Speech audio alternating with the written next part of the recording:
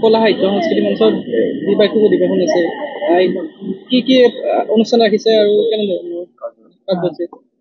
হয়, নমস্কাৰ।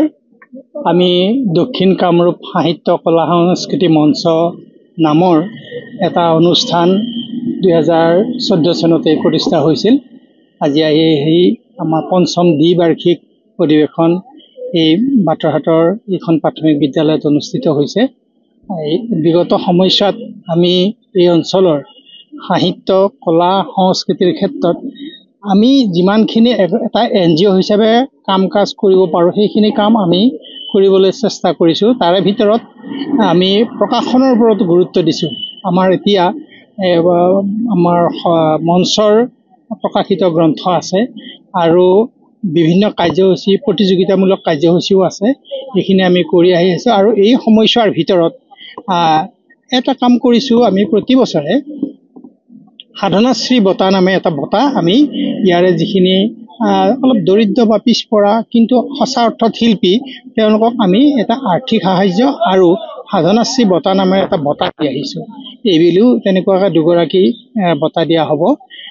আৰু মন কৰিবলগীয়া কথা যে আমি যিসকলক বঁটা দিছিলোঁ ইয়াৰ আগতে তেওঁলোকে পৰৱৰ্তী সময়ত অসম চৰকাৰৰ ফালৰ পৰাও বঁটা লাভ কৰিছিল।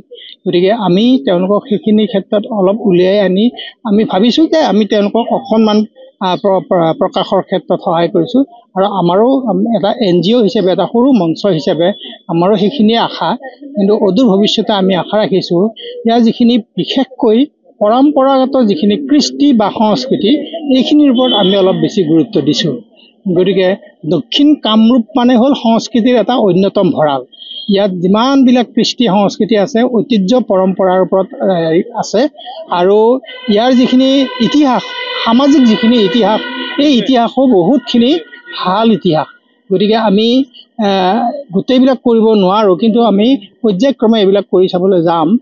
আৰু বিশেষত যিখিনি দৰিদ্ৰ বা যিখিনি আমি সমাজে বহুতখিনি আগবঢ়াই দিব পৰা নাই সেইখিনিৰ প্ৰতি আমাৰ অলপ গুৰুত্বটো ৰাখিছোঁ। এইবুলিও আমি দুগৰাকী ব্যক্তিক সম্বৰ্ধনা জনাম। দুয়োগৰাকীয়ে সঁচা অৰ্থত শিল্পী বুলি ক'লে আমি যিটো বুজোঁ তেনেকুৱা শিল্পী তেখেতসকল আহিছে। আমি আশা কৰিম যে তেওঁলোকৰ নিচিনাকৈ আগন্তুক সময়ছোৱাতো তেনেকুৱাকৈ 2-4ক আমি একোটা বঁটাৰে তেওঁলোকক আগবঢ়াই নিব পাৰিলে অন্ততঃ চৰকাৰী কিছুমান কাৰ্যসূচীত তেওঁলোক অন্তৰ্ভুক্ত হৈ যায়।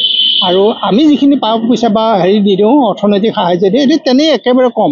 কিন্তু সেইটোৱে এইটো নহয় যে আমি তেওঁলোকক বহুত কিবা কিবি দিব লাগিছিল এনেকুৱা কথাও নহয়। কিন্তু তেওঁলোকৰ জীৱন ভিত্তিক অকণমান কথা আমি লিখোঁ আৰু সেইখিনি আমাৰ যিখন পত্ৰিকা থাকে এইখনত প্ৰকাশ পায় আৰু সেইখনেই তেওঁলোকক পৰৱৰ্তী সময়ত ক'ৰবাত দিব লগা হ'লে তাৰ পৰা তেওঁলোকে দিব পাৰে। এনেকুৱাকৈ সৰু সৰু কিছুমান লক্ষ্য ৰাখি কামখিনি কৰিছোঁ।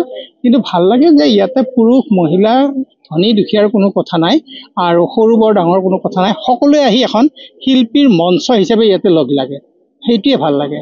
আৰু এটা কথা আপোনালোকে হয়তো নিশ্চয় মন কৰিছে যে ইয়াত কাৰো এই ক্ষেত্ৰত নিজস্বতাটো ওলা বস্তু এটা নাই। সামূহিকভাৱে ওলাই আহিছে এই মঞ্চত কাম কৰিব লাগে আৰু তেওঁলোকে কাম কৰি গৈছে। আৰু অনাগত দিনত আশা ৰাখিছোঁ এই অনুষ্ঠানটোৱে কাম কৰি যাব পাৰিব। যিকোনো খবৰৰ বাবে যোগাযোগ কৰক 7099017330 লগতে 7099017110 নম্বৰত।